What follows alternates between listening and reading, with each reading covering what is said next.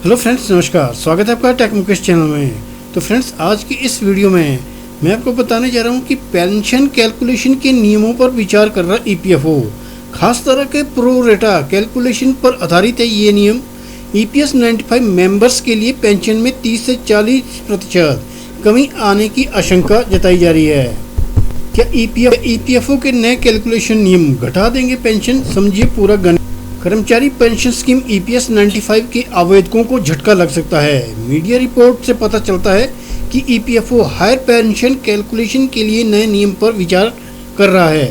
Pro रेटा calculation पर आधारित ये नियम ईपीएस 95 मेंबर्स के लिए पेंशन में संभावित रूप से 30 से 40% की कमी ला सकते हैं। लेबर एंड एम्प्लॉयमेंट प्रैक्टिस के हेड पीवी मूर्ति ने इस बात की पुष्टि की है कि हायर पेंशन का विकल्प चुनने वाले कर्मचारियों की सेवा अवधि को 2 भागों में विभाजित किया गया है। हालांकि ईपीएफओ ने आधिकारिक तौर पर इस नए तरीके पर कुछ नहीं कहा है, ना ही इसके बारे में कोई सर्कुलर जारी किया है। हायर ईपीएस पेंशन के लिए प्रो रेटा कैलकुलेशन मुख्य रूप से उन मेंबर्स को प्रभावित करेगा जो अभी भी काम कर रहे हैं या 1 सितंबर 2014 को या उसके बाद रिटायर हो चुके हैं।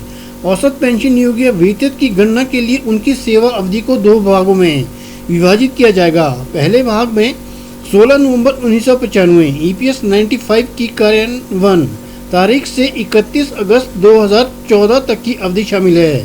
दूसरे भाग में 1 सितंबर 2014 से सेवानिवृत्ति की तारीख तक की अवधि शामिल है।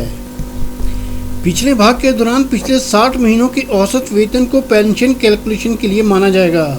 दूसरे भाग के लिए पिछले 60 महीनों के औसत वेतन या 1 सितंबर 2014 से सेवानिवृत्ति की तारीख तक के औसत वेतन, यदि सेवानिवृत्ति की तारीख 31 अगस्त 2019 से पहले है, पर विचार किया जाएगा। देय पेंशन को अनुपातिक रूप से विभाजित किया जाएगा, फिर 2 भागों में बांटा जाएगा। इस नए कैलकुलेशन नियम से पेंशन की रकम में काफ़ी कमी आने की आशंका है।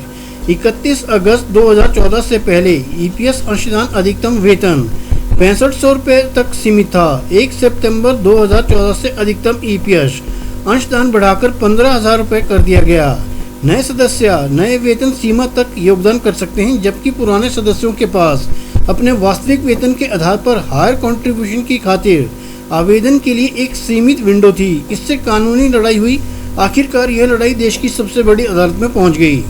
सुप्रीम कोर्ट ने पुराने सदस्यों के पक्ष में फैसला सुनाया, उन्हें हायर पेंशन के लिए आवेदन करने की अनुमति दी। हालांकि प्रो रेटा कैलकुलेशन रूल से पेंशन राशि घटने की आशंका है, क्योंकि सितंबर 2014 से पहले वेतन कम था। लिहाजा ज़्यादातर लोगों के लिए पहली अवधि में औसत पेंशन योग्य वेतन बहुत कम होने के आसार है। अगर इस कम पेंशन योग्य वेतन को प्रो रेटा आधार पर अंतिम ईपीएस कैलकुलेशन में शामिल किया जाता है, तो यह कुल पेंशन को 30 से 40% तक कम कर देगा।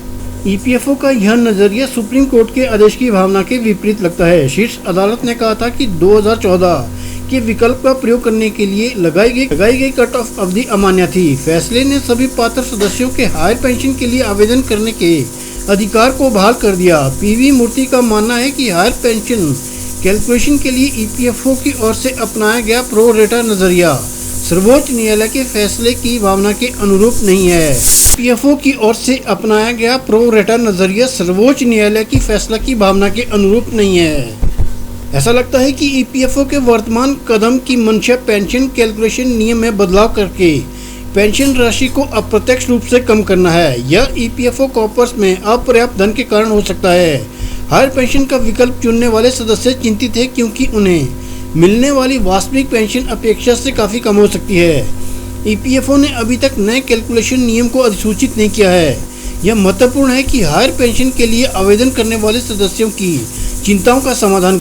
अगर अधिसूचित होने पर नया तरीका सेवानिवृत्त लोगों को नुकसान में डालता है, तो वे सुप्रीम कोर्ट सहित उपयुक्त कानूनी मंचों में इसे चुनौती दे सकते हैं। फ्रेंड्स, आपका इसके बारे में क्या कहना है? अपनी राय चैट में लिखना मत भूलिएगा। और ऐसी ही अमेजिंग और इंटरेस्टिंग वीडियो के लिए please like, share and subscribe. Thanks for watching. Thank you.